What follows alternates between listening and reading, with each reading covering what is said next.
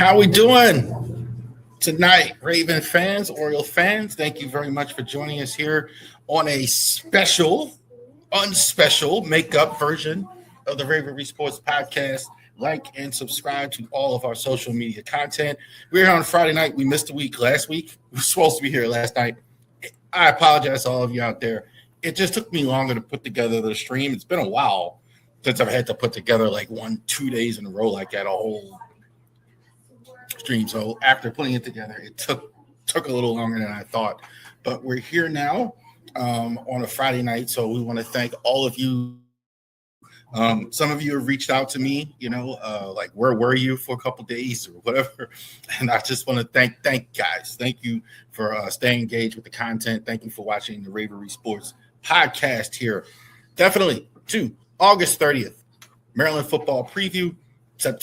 Maryland football preview. We're going to go ahead and have preview the Maryland football season the week before the season starts. This year, Maryland's first game is going to be at Hampton. Malik Washington is going to be a quarterback. A little bit different vibe for the Terps this year. Offense basically returning a lot of players, team returning a lot of players. Do something in the Big Ten, and I think maybe the toughest conference in all of college football, the Big Ten. We'll see. But definitely, too, not just starting zero-sum. Malik Washington's looked really good so far. September 6th, NFL preseason predictions video. We're going to tell you who's going to win our division, the AFC North, who's going to win the MVP, who's going to win the Super Bowl. We're going to do our predictions as well, so we're definitely very excited about that. Genesis Notary Services in Facebook, Winchester, Virginia.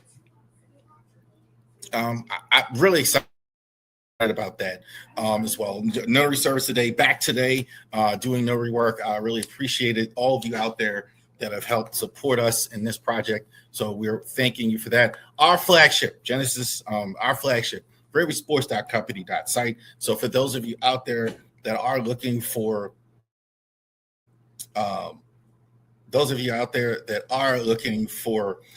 good Ravens hats, Orioles jerseys, etc., all that's on the website as well. No more Adley Orioles jerseys on there, but definitely a lot of good stuff on the website, and definitely to Fanatics links. So definitely check that out as well. We're going to have that for you.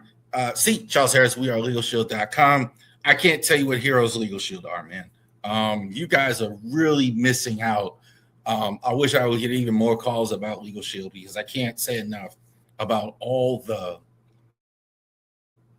value you get, especially as a small business owner with Legal Shield. So I want to thank all of you out there watching and helping with that as well. Also, to one quick announcement, you might see it on the channel already.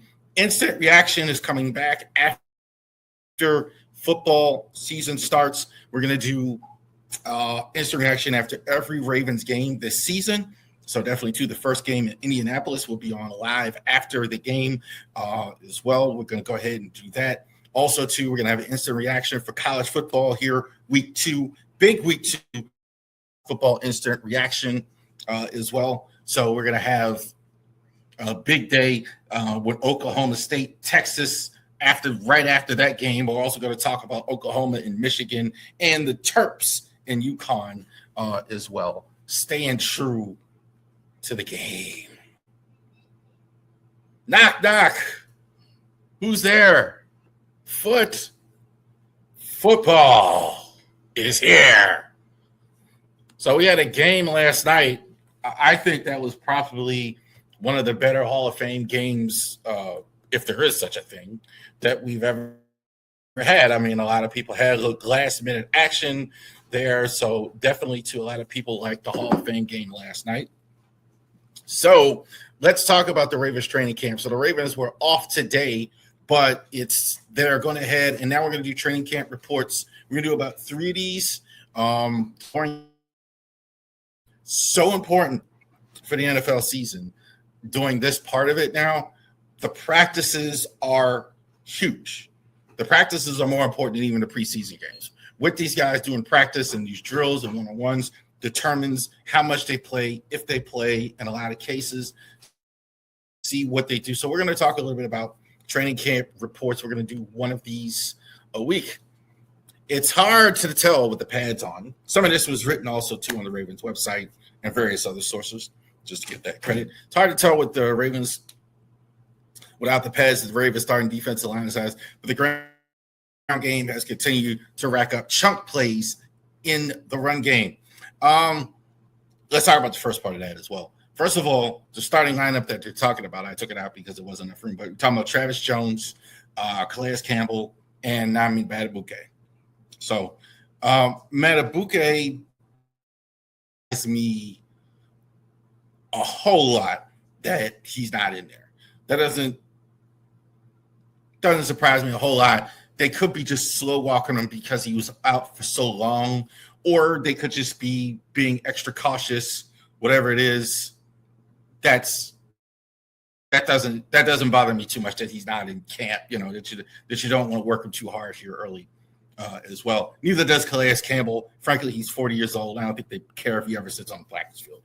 I mean, what do you need Calais Campbell out there for? More concerning is Travis Jones out here, hasn't really played as well after signing the big contract.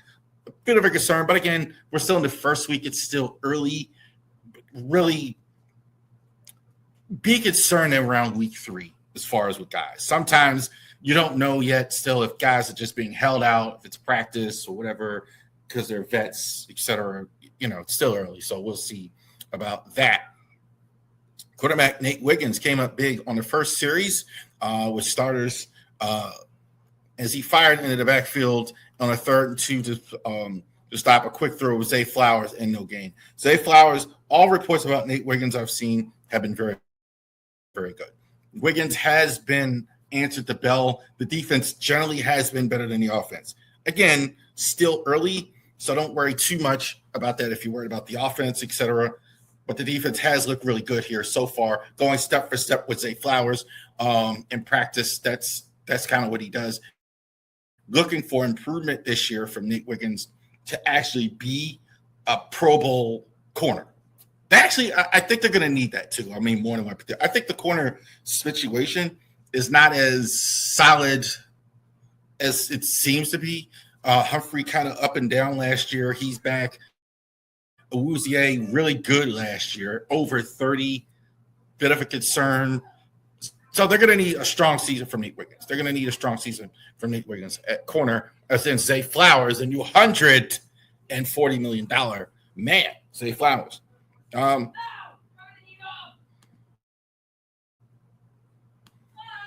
the second series, and this is early week practice here,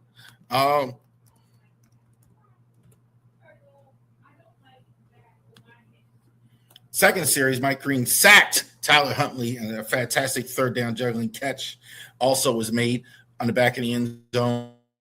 Vontez Walker in the back of the end zone that was negated by a legal formation. Not thumbs up or down for Mike Green here so far. I can't really say it's it. I think he's looked decent. I think Zion Young has been really good in camp, but kind of like thumbs in the middle so far for Mike Green. Not too worried about him. I think Mike Green has all the potential to grow. Great speed. I think he has the best pass rush ability on the team, frankly, outside of Trey Henderson, obviously. I think, or maybe Justin Madubuike, if you want to say him. But I think the potential of him is great. I think he's just got to get a little stronger, do a little better in the run game as well. Tyler Huntley's actually looked good also, too, in camp as well. I think Tyler Huntley should be here. I'm hoping to keep Tyler Huntley as long as Lamar Jackson's here. I mean, I think that just makes too much sense as well. Try Cooper Rush will go in the other direction. They got the extension. Vontez Walker in camp, I think, probably solidifying himself. We'll see if he solidifies himself as the third receiver here as well. Tyler Loop under the microscope of the Ravens Saturday practice at the University of Maryland. By the way, a lot of people at the University of Maryland practice on Saturday. Good to see the Ravens with some type of relationship with the Terps as well. If you're my age, maybe you're old enough to remember when the Terps used to come to Baltimore every year and play a game at old Memorial Stadium or play a game one time a year. They played a game in Camden Yards for a little while. So it's good to see that they a relationship there with the Maryland University. Tyler Loop under the microscope into Saturday's practice had to make a 43-yarder, or I think was going to do it. Jesse Minter would have asked the whole team to push, but Luke made the 43-yarder, and there was no push there as well. Also, went on to say, like John Hart, like big dap up from Lamar Jackson chest bump, because the whole team didn't have to push. That's good. Honestly, I'm not so worried about Luke in preseason and all that. Luke's decent enough. I think we've seen that. I think Luke's decent enough. Can he hit it in a critical situation? Can he be comfortable in the big time situations? He was good most of last year, I would say, except for obviously at the end. And so I'm not as worried about Luke. Luke is going to be the kicker, though. I don't think there's any question about that. That Tyler Luke is that they're going to go with Tyler Luke as far as that goes this season. Rookie outside linebacker Zion Young has been the most consistent pass rusher of the day. This is from one of the practices. His first quick step continue to show. Zion Young's been looking good here so far. So Zion Young has really played well during the course of camp. I think there's a chance he could start. And I've kind of said that the whole time, even though I really like Mike Green better overall. But I think what Zion Young can give you on the other side is the run stopping that, I think he can do that. I think that's why they got him as well. With all the good news about Trey Hendrickson, he's not a run stopper. So, I think we know this. So you get a guy like Zion Young, who's more of a combo guy as well. But he's been looking good on the pass rush early as well. And he may have the inside track, I think, to start when the season starts. It could be him, possibly Tavius Robinson starting opposite of Trey Henderson on the other edge as well. Josh Cuevas had his most productive day of camp. He had 3 tally touchdown catches, 2-on-2, 7-on-7 drills, and 1 doing 11-on-11 on end zone, his best TD catch.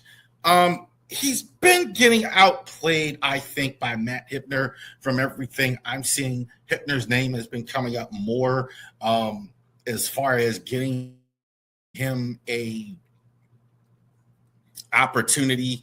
I kind of do think that it is going to be Hippner getting more playing time as well. I think both of these guys are uber talented.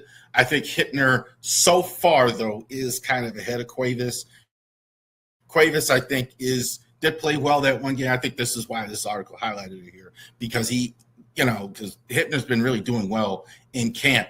Offense overall has not looked particularly good here at the start.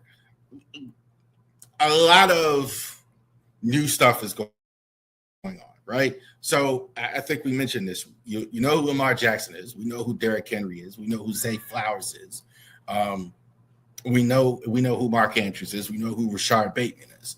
But there's a lot of other new parts to this offense. You have brand new head coach, brand new offensive coordinator, brand new offense installed that they're installing, period. You have vets on the line, but you have a practically new line inside from guard to guard. You have all new, as a matter of fact, from guard to guard. You have 2 new tight ends, rookie tight ends, 2 rookie wide receivers, and you have the veteran guys you have some of them are new, like Darren Smythe. So it's going to take some time on offense. But Cuevas has been look good on that play there as well. Ravens do not have a firm deadline for naming a starting center. We'll let the competition play out deeper in the summer. Ethan Pollock, Danny Penn, and Javon Wynn are vying to start. I think it's fascinating that they're even continuing to say this is a competition. They keep saying that. They keep repeating this is an open job. This is an open job. I think it's Ethan Pollock at this point. I don't see a universe where Gwynn takes the job from Ethan Pollock I think Danny Pinner was probably in the lead before Pollock got here, so that's probably right. Bullock's now just getting on the field. I don't know if he makes the roster anymore. We'll see. But it's fascinating to me. I think they're continuing to call this competition. I think that's just to make sure. I don't think either of these other guys are nearly as good as Ethan Pollock is. I don't think there's any question about it. I think the only question with Pollock is his health. He missed a lot of last year. He's 30 years old. So there is some concern there for me. Okay, is this guy going to be healthy enough to go? But other than that, I don't really get this open competition stuff that they're continuing to say after you go ahead and bring him in. Another thing, Roger Rosengarten speaking here. Vega Ione, is he talking about Vega as a pro? Being and working with him on our combos, inside, outside zone, pass protection. Feel like I've been playing with the guy for 3 to 4 years. It's a pleasure. I'm sure it is. Oh my God. Look, I mean, I don't know how much we can make fun of, and we've had great fun of Daniel Falele. I've kind of said this for the last couple of years. The people that are knocking Rosengarten, look, you're playing next to Daniel Falele, man. Come on. I mean, what this guy clearly is just running out into people, making mistakes. Nightcap, I've never seen an episode of Nightcap with Shannon Sharp, Chad Johnson. I mean, they spent 10 minutes. The only time they've ever spent 10 minutes on an offensive guard is when they were talking about how bad Daniel Falele was. So Ione is going to be playing next to Rosengarten. It looks like that at right guard. John Simpson is going to be at left guard here. That's the way it's looked so far in camp. Pollock has been running with the first team. One thing we definitely want to look at is how good the line looks. So I do think that is going to be somewhat of a work in progress as they go. Lines generally are as well, and it's a brand new offense. So even for Ronnie Stanley and Roger Rosengarten, who have been Ravens, this is all new for them. So it is going to be a bit of a process as well. But I'm sure he's thrilled with playing with Daniel Falele, without Daniel Falele, and playing with a guy as talented as Vega Ione, first round pick. All right. There you go. First training camp report. So pretty much got it all in there, I think, as far as that goes. So no practice today. They did practice yesterday. They've had some heat. They've had some rain. They've had some critical situations. Jesse Minter has looked the part so far, also, too. From everything we've seen and everything like that, Jesse Minter's looked the part. He seems to have control here so far. It is still early, so we don't know yet. But Jesse Minter really looks like general out there doing well. So that's good to see that Jesse Minter is getting it squared away. All right.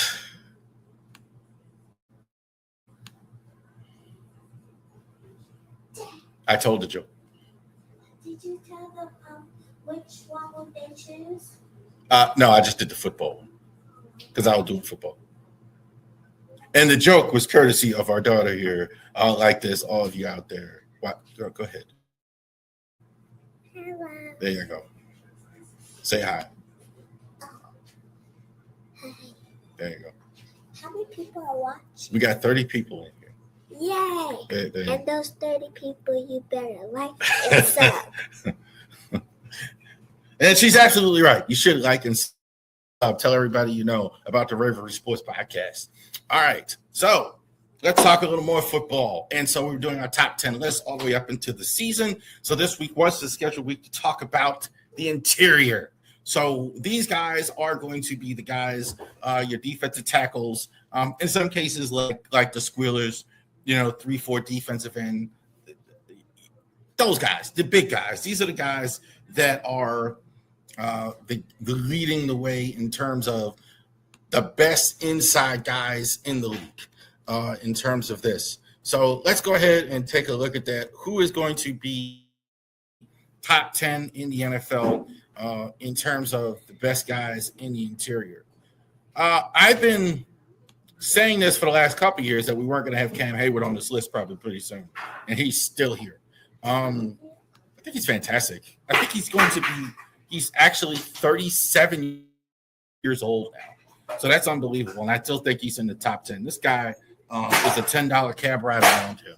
Definitely still sets the tone for the run defense as well. I do think that the Steelers defense is going to improve this year as well. I think their corners, I think they upgraded at corner in free agency. I think they went out. Joey Porter looked a lot better. They are going to get Jalen Ramsey, I think, back at some point. And I think they're led up front by an outstanding front three. Derek Harmon and Cam Hayward still leading the way for them. I think this guy is still top 10.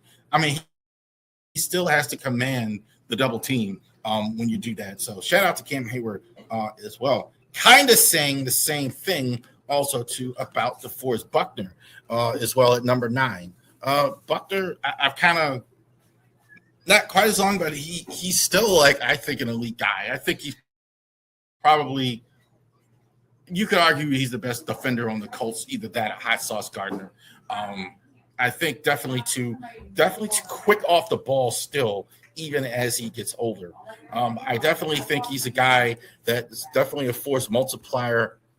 The Colts, I think, are a bit overstated. I think anybody that's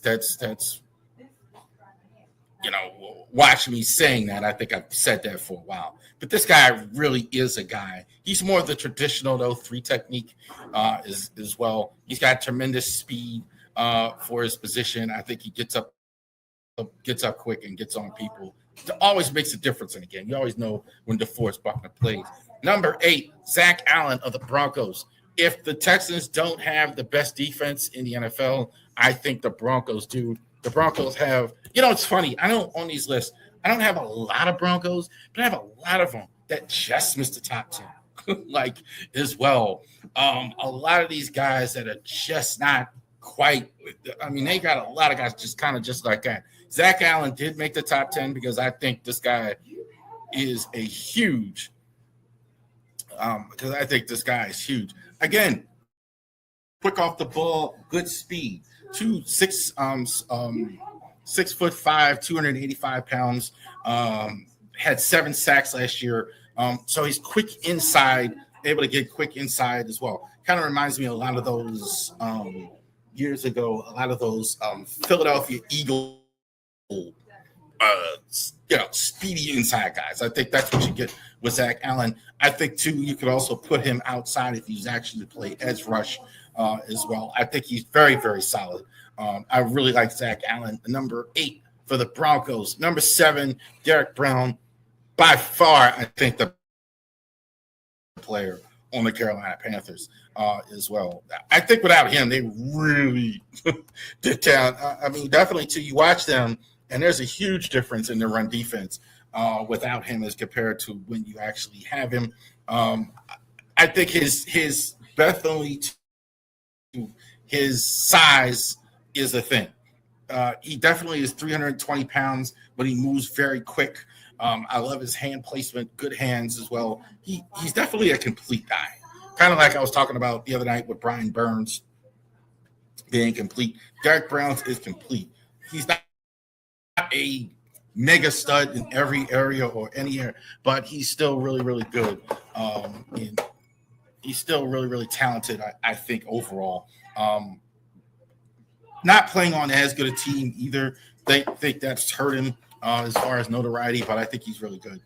Derek Brown, number 7. Let's have a drink. Leonard Williams, number 6 for the Seahawks. Some people may have him higher. I have no problem with that if you say that if you have Leonard was higher. I've seen him on some lists like 1, 2, not quite. He is 32, so a lot of these guys are over 30 on this list. 6'5", 310 pounds, 7 sacks. He's definitely a guy who is going to go ahead and rush the passer from the inside. Reminds me of Warren Sapp a little bit, kind of like not quite as strong a version as him. At times, that's the only thing. Is not all the time. When he's great, I can't put him at number one because there are times I look at him and like, well, he's not dominant all the time. Like he's not like somebody's number one on the list is dominant all the time, every play, like a Myles Garrett, like a Myles Garrett, or something like that. I don't want to reveal the list or Jamar. Somebody who's I don't think he's there all the time, most of the time, but I think there are times where not quite as good. But I think Gwinnett Williams is fantastic. I think one of the big reasons why the Seahawks actually won the Super Bowl last year. Number 6, Leonard Williams. Number 5, Chris Jones. Still probably the straw that stirs the drink on the Chefs. They made some moves in the offseason, so they're really going to need some good stuff from Chris Jones. Not quite what he was. I think Chris Jones, really, really was almost it's weird. For a long time, he was kind of underrated. He kind of went under the radar, especially when Aaron Donald was in the league, that people didn't realize how good Chris Jones was. Then Chris Jones and Aaron Donald kind of retires. He kind of gets up to that level about Chris Jones, and then he kind of fell back to me a little bit last year. I do think he's really good still. I'm not too worried about Chris Jones. You still better double team on that offensive line there as well. But I don't think he's the best in the league anymore. He is going to be 33. Had some issues there as well. And I don't think the Chiefs' defense overall is good. I think like for years that helped him, but I don't think he has that because McDuffie's gone and always, I don't think that's the case anymore. So Chris Jones, still a stud. I think number 5, 5th best in the league. Number 4, Quentin Williams of the Jets. Size matters, guys. This guy is like he blacks out the sun. No question about it.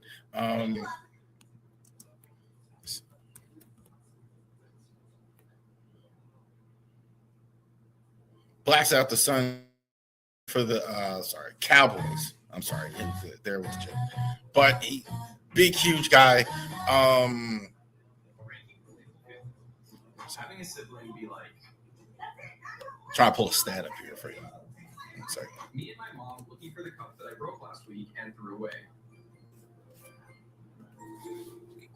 I think he's definitely this is your run stopping guy. I think this is you talk about guys in the league and you talk about stopping the run as far as a big interior guy. This is a guy that stops the run. That's just kind of what he does. So definitely got traded from the Jets to the Cowboys. I think I like the Jets from the Cowboys last year.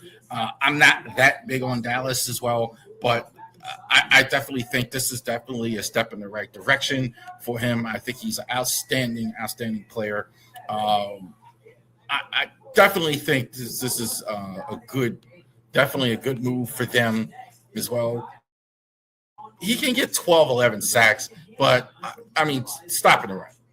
That's what he does as well. I think this is probably, you could argue, the best run stopper on the list, and that's saying something as well.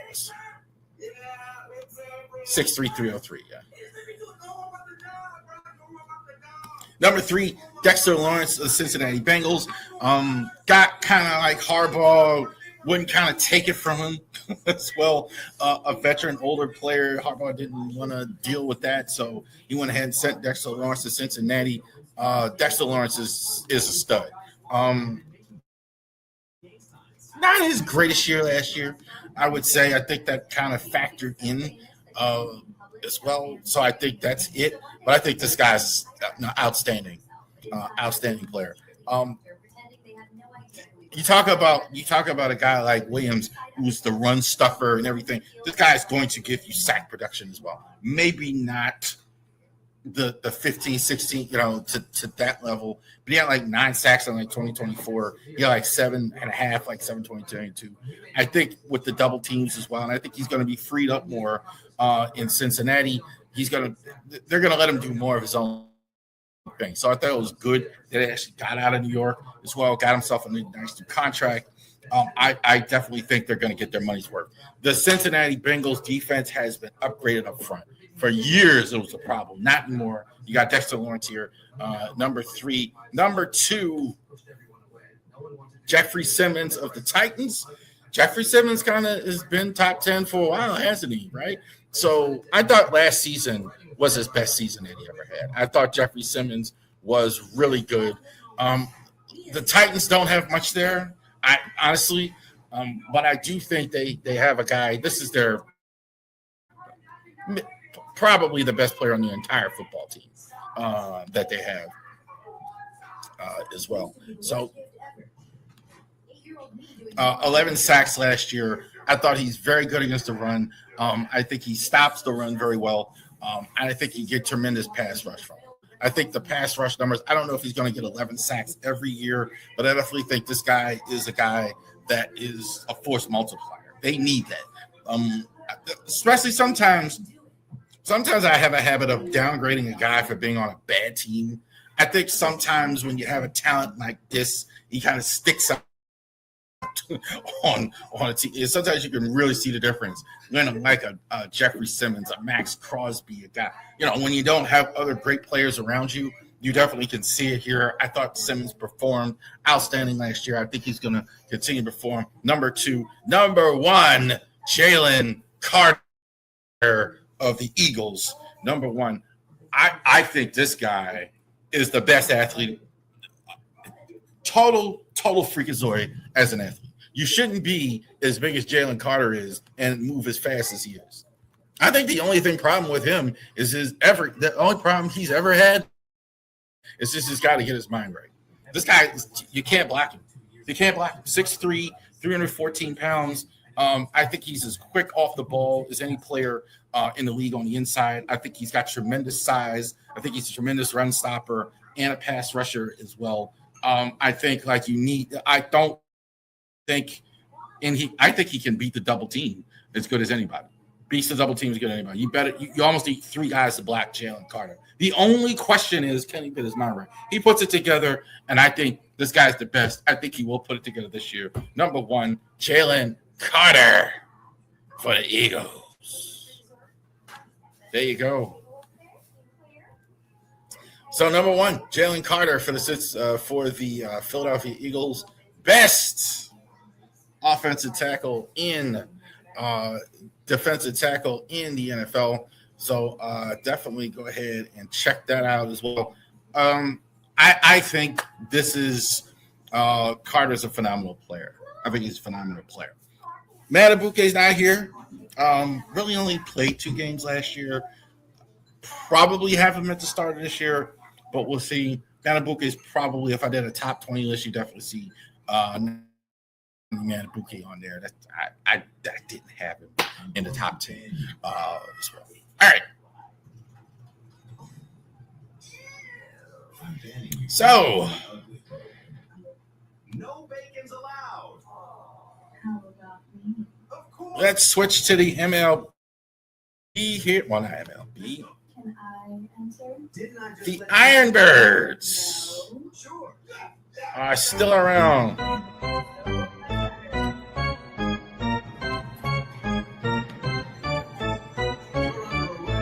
didn't do nothing.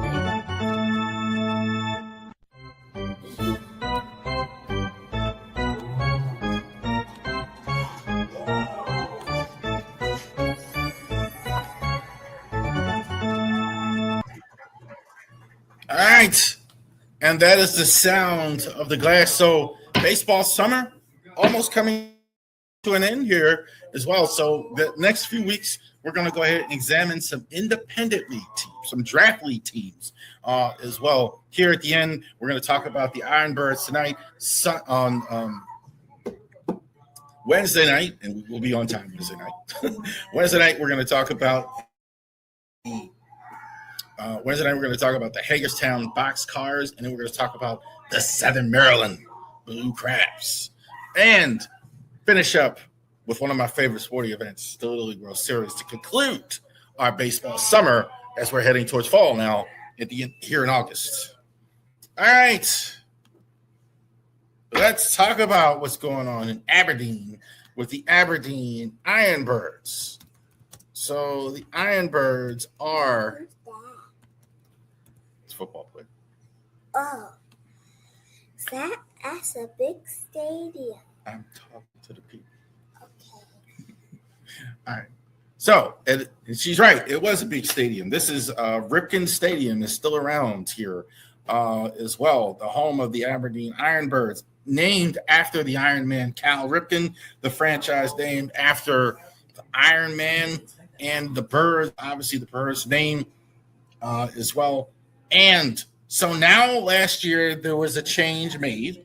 So the Frederick Keys no longer independent team. Now they are a team that is back in the Orioles organization as a minor league team. And the Ironbirds are now the independent league team owned by the same. Definitely check it out on our blog, which is going to start back up on Monday. Slater Fuchs owned. Thank you for again, Slater Fuchs. Definitely check out our blog and if you're a Ravori Sports conversation with him. And the Ironbirds, I think, are going to keep going. As well. 28-23. Preston Wilson is the manager, former MLB player. John Burks is now the new general manager for them. Some of the most famous players to ever play there in the Orioles organization. So Manny Machado, I had him at number 1. 2010, played shortstop, even though I know he's at third base, played shortstop a lot of his minor league career, most of his minor league career. Adley Rutschman, now Boston Red Sox, almost weird to say, also played there. And more recently, Jackson Holiday in 2022, number 1 overall pick, played for the Ironbirds. But now what you are, if you're the Ironbirds, are a team with college players now striving to become MLB players. What type of league is this? So you see a lot of this stuff. We talked to Patrick Moran. He has like the Cal Ripken League here in this part of Virginia, here, the Valley Baseball League. That's kind of what they are. So you have college players play during the summer, and they are playing with a wood bat. They're playing professional like ball, minor league like ball, to go back, and then they go back and they go play in college, or they just came out of college possibly or something. But I think what they do is to get some of these guys ready to play in the MLB at some point. So you talk about a guy like Chase Williams here, 21 years old, 1 home run, 15 RBI, 21 RBIs, hit 329. Nathan Early played at Florida State. Louisville was really good this year, college baseball. Nathan Early, even better previous year. 2 home runs, 15 RBIs, 333 average. Jalen Raffer has been all over the spot for them. I think he's probably, their best one. 22 home run, 22 years old, played at South Florida. 3 home runs, 18 RBIs, 13 stolen bases. Brian Heckelman played at Towson University in Baltimore County, rather. 1 home run, 14 RBIs, hit 235. Isaiah Prado, 22 home runs. I said it again. 22 years old, played at Messiah College. For those of you who went out there to McDaniel College, Johns Hopkins, you probably played against Messiah, Bridgewater, etc. That's where he plays. Home run, has 22 steals, 316 average. I think Raffer, has probably been their best here. They also have the league split up first half, second half as well, so they play in 2 different ones. Owen Austin is probably being looked at the roster, their best pitcher so far as well. Left-hander, played at Western Carolina. He's had 3 wins. It's more than anybody else on the roster, 357 average, so he's been solid as well for them. So I think it's been interesting transition, I think, for the Ironbirds. I'm glad that this kept going. I really am. Because I think there is a fan base there. There is a community there. Even though they're not in the MLB, I think that's good. I kind of felt the same way about Frederick, that at least they could continue their tradition of baseball there, because look, you have the history of the greatest players in the history of the Baltimore Orioles there still. I mean, it's still the Ripken family is no longer involved with it, but you still have the Ripken family is, head up, in Aberdeen as well. I think the mother and father and things still live. Not the father, obviously. I think Cal's mom still lives there. I think Cal still might have a home there. So it's good to see that this is continuing. So that's the main takeaway I think I have for the Ironbirds as well. And I think they're still have fans. 10 minutes.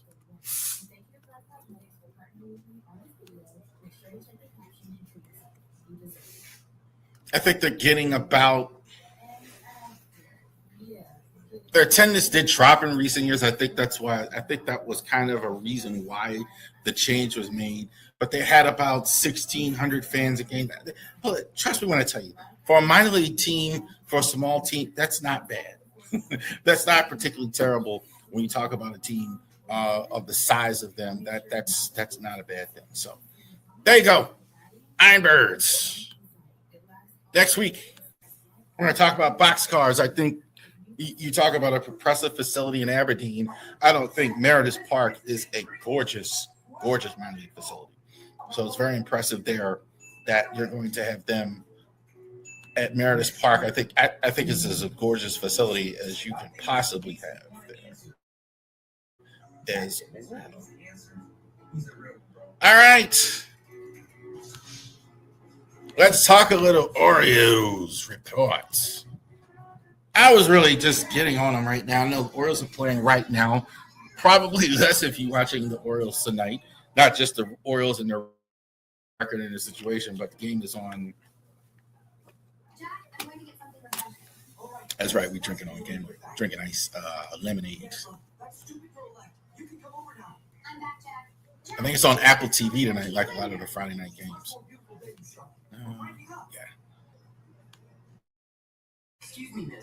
I guess I don't have too big of a problem with Apple TV. It's just I wish it was on a streaming service. I actually had.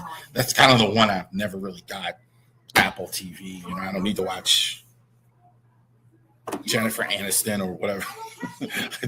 I don't need to do that, but definitely too. Orioles 1-0 tonight over the Rangers. Lineup looks a little crazy to me lately. A lot of who are these guys? We know who Gunnar Henderson is. We know who Pete Alonso is. Jackson Holliday hitting in the third spot. Tyler O'Neill's hitting fourth. To be fair, better lately. He's got like 9 home runs now, so he's been better lately. But just a lot of just names. Carlos Tavares, who they got in the Jackson Holliday trade. And I'm sorry, the Rushford trade from Boston. So, again, Baz again, tough luck tonight. Been really good again, and just they don't give him runs. Shane Baz, they're not giving him runs. They're not being productive for him when he's out there. So, all right, so let's go ahead and get it rolling here. Chris Bassett sent on a rehab assignment to Norfolk here. This all happened this week. I didn't unpurposely didn't really talk about it. I think I didn't really see the need to talk about Atlanta and all of that stuff because the trade talk was the talk of that and all the changes as well. So Chris Bassett sent to minor league. I think we're definitely going to see Bassett at some point this year. They spent $15 million on him. They're going to use him at some point. I think they're going to go ahead and put him down the stretch. They couldn't move him because he was injured. So I think you'll probably see a little bit more Chris Bassett on the major league team this year. Chadwick Trump, I always want to say his name, designated for assignment, activated Jake Rogers. as well. Acquired Jake Rogers in Detroit from the in exchange for Zach Baynard. More to come with Rogers, obviously. Trump has been up and down. Typical 4A player. Or guy you'll have at Norfolk, whatever, and play, and then he'll make the roster for a little bit. They need him, but yeah. Yamir Galgo is activated from Norfolk, so he's been on the DL for a long time this year. So we're finally getting him in there. In light of that, they went ahead and at the time assigned Sam Huff to Norfolk after clearing waivers as well. So they went ahead and we again kind of playing musical chairs with these catchers. But that's kind of the way it's been all year long as well. Acquired Alex Hoppy, Brock Moore, Harrison Keeling for St. Morris for Taylor Ward. I think we talked a little bit about that already. Hate this trade.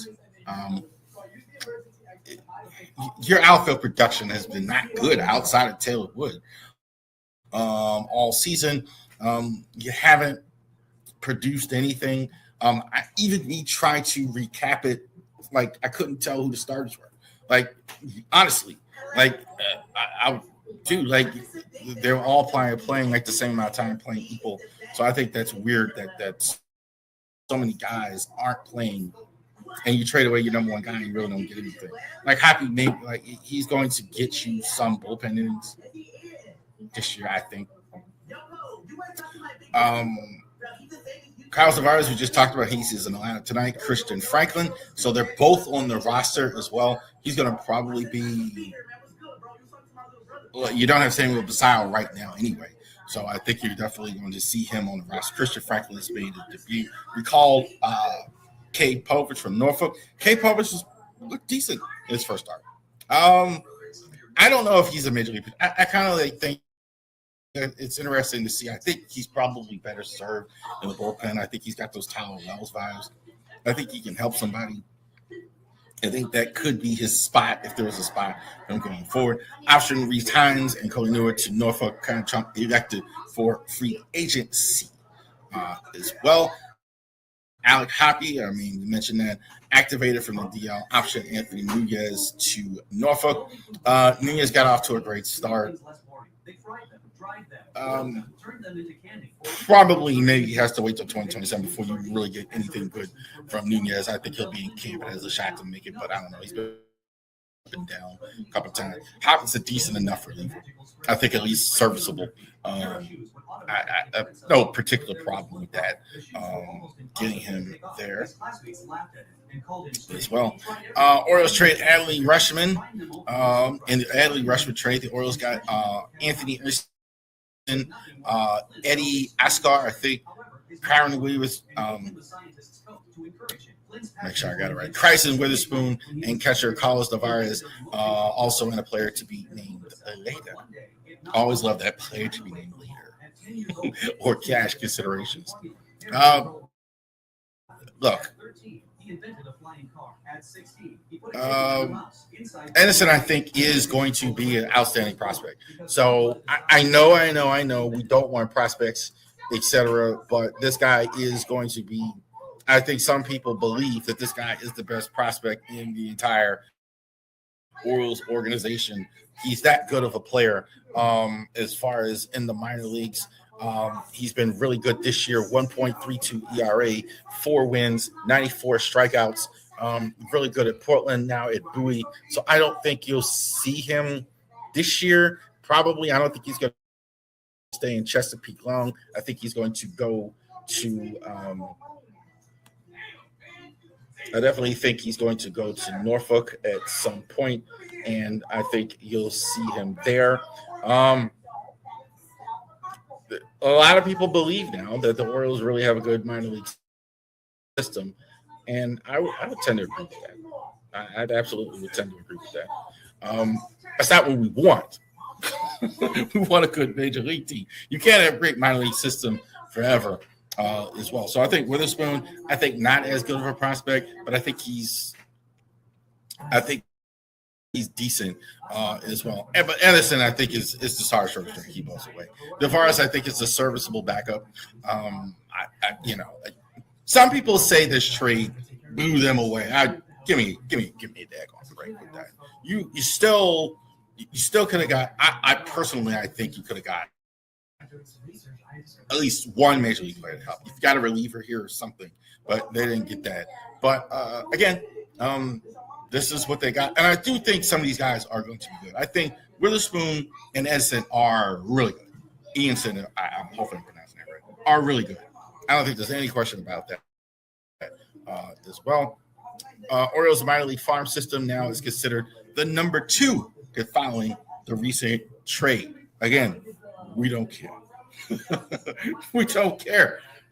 We're tired of hearing about the minor league system.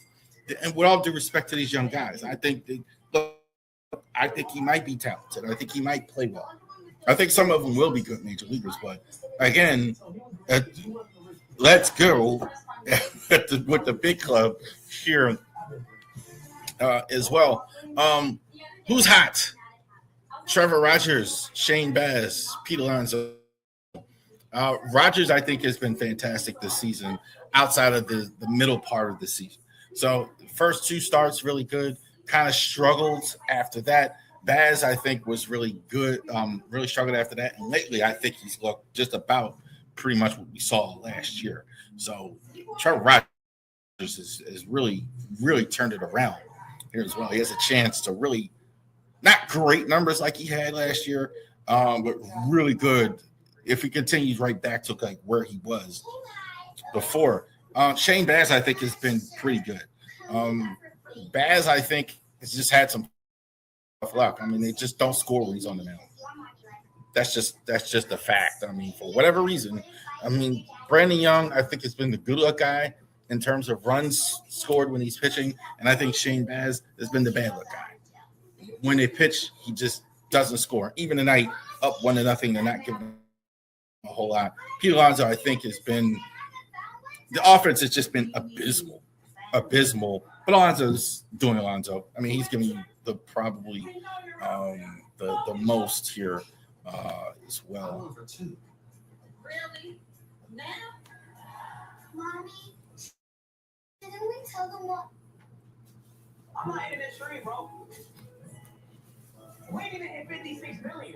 Hey, tell everybody in the stream to stop. Who's not here?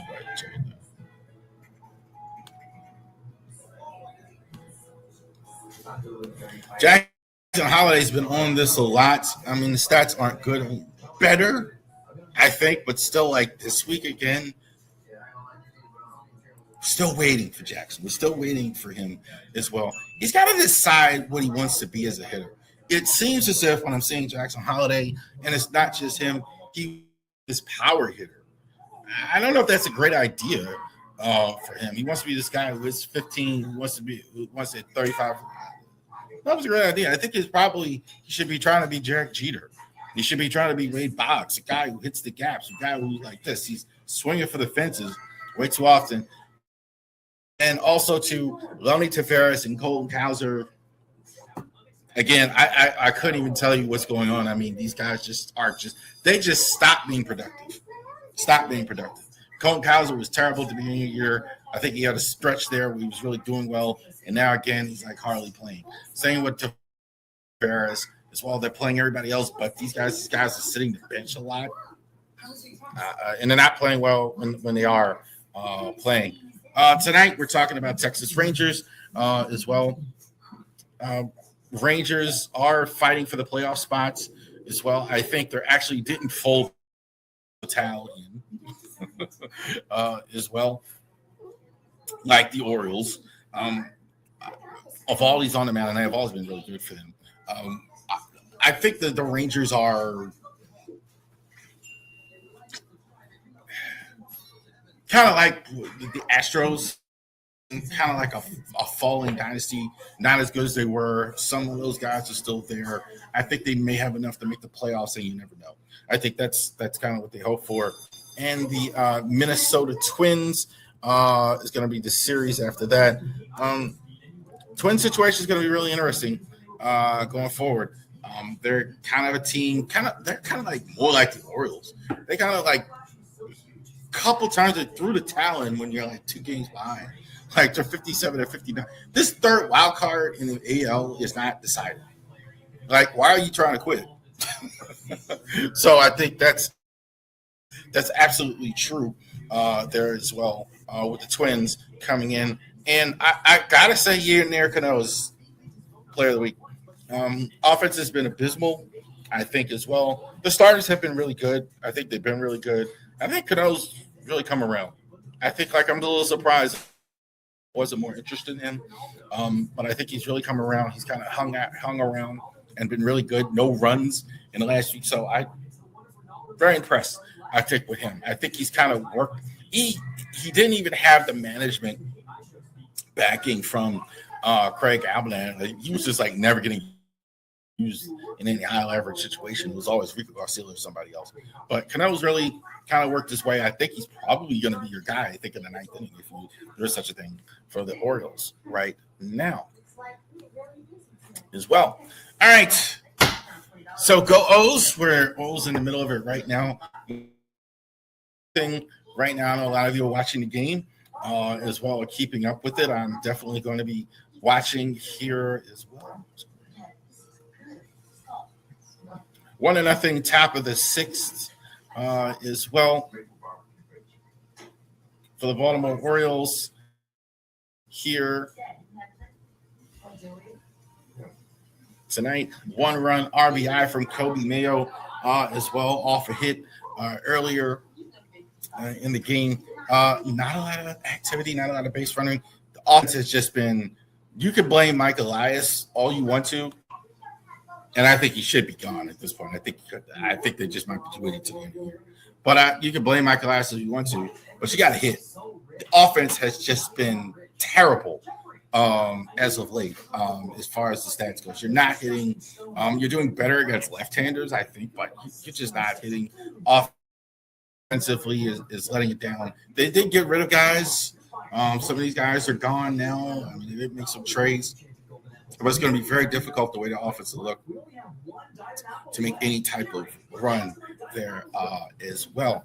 Real quick, just want to know, usually I don't have 2 minutes under an hour lately, but definitely check us out, our channel. We're going to be doing some things coming up in the fall. Our Insta reactions are going to be live on Instagram for the first time this year. So definitely, you can just check it out here, not just on the YouTube page, the Twitter page, I always forget one of the last stuff. So there we go. YouTube, Twitch, Twitter, Facebook. I mean, I'm sure we're always on there. We're on our Rumble channel. We have a Kick channel as well. The podcast is on there. We're on Spotify, so definitely check us out there. I feel like I'm not even talking about all the channels. Like LinkedIn, we've had a couple podcasts on there. Those are mostly business inquiries. If you want to go ahead and check that out. Our blog, which is going to restart on Monday. We're going to go ahead. We're definitely going to talk about Ravens training camp. I'm definitely going to write about that. So definitely check that out there. I do believe we are going to do this year on Instagram, and also for you in the cult of Apple, we're going to actually have some stuff on the cult of Apple this year. So definitely to Apple Podcasts. We're going to put the podcast on Apple Podcasts, so you can, if you are on Apple Podcasts, the iTunes and all that, you can listen to it there as well, where all podcasts are found there as well. So Rumble channel, all this stuff. So I've always believed, like, to grow this thing, more people have to see it, obviously, and it has to be in more places. All of you are on different places. So some of you are on, the majority, I would say, is YouTube, Facebook. Obviously, those are two biggest platforms as well. I will not do anything with TikTok. I'm not doing anything with TikTok. I'm nothing against TikTok. I'm not. They canceled our YouTube page here. They canceled our page when we started. And I'm not gonna mess with y'all. Y'all are just a mess. So I'm not messing with them. But everybody else, And maybe at some point, we'll change if I see value in it. I just don't see much value in it as well. All right. Thank you guys for checking us out here. Definitely all of you. I see 37 in there as well. All of you that are watching, take this video right now, share it. Definitely, if you haven't subscribed, especially to the YouTube channel, Ravori Sports Podcast on YouTube, definitely go ahead and put it in. Baltimore Sports, Ravori Sports Podcast. You can definitely check us out. We cover Baltimore sports. Couldn't be more excited because, hey, look, the Terps are coming back. The Ravens here are in camp. The Orioles and also, too, we're going to have Maryland basketball. We're going to go ahead and talk about that. And also, we do talk about the larger MLB, NFL in the conversation as well. So we definitely do that.